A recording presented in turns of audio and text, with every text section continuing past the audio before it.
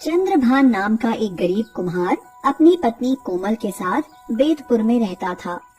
चंद्रभान देवी देवताओं की मिट्टी की मूर्तियाँ, घड़े, बर्तन बनाकर बाजार में बेचा करता था और उससे जो थोड़े बहुत पैसे मिलते उनसे अपने परिवार का पालन पोषण करता था। चंद्रभान माँ दुर्गा का परम भक्त था।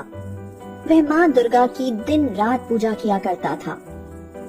चंद्रभान ने कहा, हे माँ जगत जननी, आपने हमेशा मुझे दुखी देखकर सुख की छाँव की है। हमें तो सब आपका ही आसरा है माँ। हम भक्तों पर सदैव अपना आशीर्वाद बनाए रखना माँ। चंद्रभान पूजा करके देवी माँ का प्रसाद अपनी पत्नी कोमल को देने जाता है और कहता है, कोमल, ये लो देवी माँ का प्रसाद। अरे क्या हुआ कोमल, तुम अभी तक लेटी क्यों हो? तुम्हारी तबीयत तो ठीक है ना? तो कोमल उसे कहती है, जी पता नहीं, सुबह से चक्कर आ रहे हैं और बेचैनी हो रही है। अच्छा, मैं अभी विमला दीदी को बुला कर लाता हूँ, तब तक तुम अपना ध्यान रखना। चंद्रभान पड़ोस में रहने वाली विमला दीदी को बुलाने जाता है। विमला कोमल से सारी बातें पूछती है तथा कुछ देर बाद वह कोमल से कहती है, कोमल, 9 महीने बाद इस घर में बच्चे की किलकारी गूंजेगी। तुम तो बस मिठाई तैयार रखना, तुम माँ बनने वाली हो। कोमल खुशी से बोलती है, क्या दीदी, ये सच है? सुनो जी, क्या आपने सुना? हाँ कोमल, मैंने सब सुन लिया है। देवी माँ की कृपा से तुम्हारी गोद भर गई। चंद्रभान और कोमल दोनों देवी माँ के आगे अपने शीश झुकाकर उनका बहुत बहुत आभार प्रकट करते हैं। रोजाना चंद्रभान मिट्टी के बर्तन बनाता और उन्हें बेचता। इसी तरह समय बीतता गया। चंद्रभान और कोमल को सिर्फ अपने बच्चे का इंतजार था। एक शाम कोमल ने उससे कहा, सुनिए जी, मुझे लगता है कि मेरे दर्द शुरू हो गए हैं। आप विमला दीदी और दाई माँ को बुला लीजिए। चंद्रभान जल्दी से जाकर विमला दीदी और दाई माँ को बुला लाता है।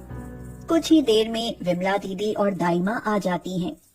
दाई माँ कोमल को देखती हैं और कहती हैं, तुम्हारे बच्चे का इस दुनिया में आने का समय हो गया है। दाई माँ और विमला दीदी बच्चे को इस दुनिया में लाने की कोशिश करते हैं। चंद्रभान उनसे कहता है, ये लीजिए विमला दीदी, देवी माँ के चरणों में चढ़ाया गया जल है। ये कोमल के मुंह में डाल दीजिए, इससे उसे आराम मिलेगा। कुछ ही देर में कोमल के बच्चे ने इस दुनिया में जन्म ले लिया। दाई माँ के हाथ में एक प्यारा सा बच्चा है जिसकी किलकारी से पूरा घर गूंज उठा। दाई माँ ने कहा, ये कैसा चमत्कार है। माँ दुर्गा के नाम का जल पीते ही कोमल को आराम मिल गया और ये बच्चा भी आसानी से हो गया। जय माँ दुर्गा। तो विमला बोली, बधाई हो चंद्रभान भैया, लड़का हुआ है। जाओ सुरेंद्र हलवाई के यहाँ से लड्डू का डिब्बा ले आओ। चंद्रभान मिठाई का डिब्बा लेकर आता है और सबका मुंह मीठा करवाता है। चंद्रभान और कोमल बेटे के जन्म के बाद बहुत खुश थे तथा दोनों अपने बेटे को माँ दुर्गा के चरणों में माथा टिकवाते हैं। चंद्रभान कहता है, कोमल, माँ दुर्गा की कृपा से जब से हमारा उत्तम पैदा हुआ है तब से मेरे कारोबार में भी वृद्धि हो गई है। अब से मुझे और ज्यादा मूर्तियाँ और बर्तन बनाने होंगे। तो कोमल ने कहा, जी, जब से देवी माँ ने हमारे उत्तम को हमारी झोली में डाला है तब से हमारा जीवन खुशियों से भर गया है। उत्तम के आने के बाद चंद्रभान और कोमल की जिंदगी पूरी तरह से बदल गई थी। वह दिन भर उसके साथ खेलते और उसे बहुत प्यार करते। धीरे धीरे समय बीतता गया और उत्तम 9 महीने का हो गया तथा वह घुटनों के बल चलना सीख गया। एक सुबह कोमल ने कहा, सुनिए जी, कहाँ हो? अरे ये तो माँ दुर्गा की भक्ति में लीन होकर बर्तनों के लिए चिकनी मिट्टी तैयार कर रहे हैं। चलो अच्छा है, उत्तम सो रहा है, तब तक मैं जल्दी से भोजन तैयार कर लेती हूँ। हाँ। कोमल भोजन बनाने के लिए झोपड़ी के अंदर चली जाती है। चंद्रभान माँ की भक्ति में लीन होकर आंखें बंद किए मिट्टी को अपने पैरों से रौंद रहा था। चंद्रभान मिट्टी को अपने पैरों से रौंदते हुए माँ दुर्गा के नाम का जाप कर रहा था। तभी उसका बेटा उत्तम घुटनों के बल चलकर अपने पिता की ओर आ जाता है और इस बात से अनजान चंद्रभान मिट्टी के साथ अपने कलेजे के टुकड़े को भी रौंदता जाता है। उसका बेटा पूरी तरह से मिट्टी में मसल चुका था। चंद्रभान के पैर पूरी तरह से लहूलुहान हो चुके थे, पर वह माँ दुर्गा की भक्ति में लीन और इस बात से अनजान निरंतर अपने काम के प्रति लगा हुआ था। तभी वहाँ कोमल आ जाती है। अरे उत्तम कहाँ गया? मैंने तो उसे यही सुलाया था। लगता है अपने पापा के पास खेल रहा होगा। हे भगवान, आपने ये क्या अनर्थ कर दिया? आंखें खोलिए, आपके पैर खून से सने हुए क्यों हैं? आपने ये क्या कर दिया? आपने हमारे उत्तम को मिट्टी में कुचल दिया।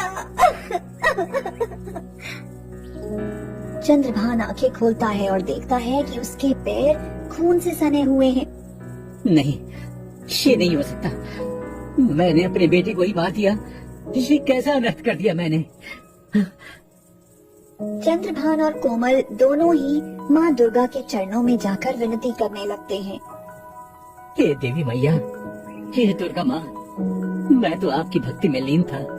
ये कैसा अनर्थ हो गया मुझसे माँ, कैसा अनर्थ हो गया। हम दोनों अपने लाल के बिना नहीं जी सकते माँ। हम आपके चरणों में सिर पटक पटक कर अपने प्राण त्याग देंगे।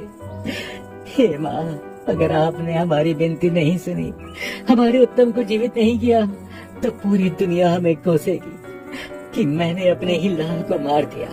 मेरी भक्ति की लाज रखो माँ, मेरी भक्ति की लाज रखो माँ। सुनो जी, माँ दुर्गा आपकी विनती जरूर सुनती है।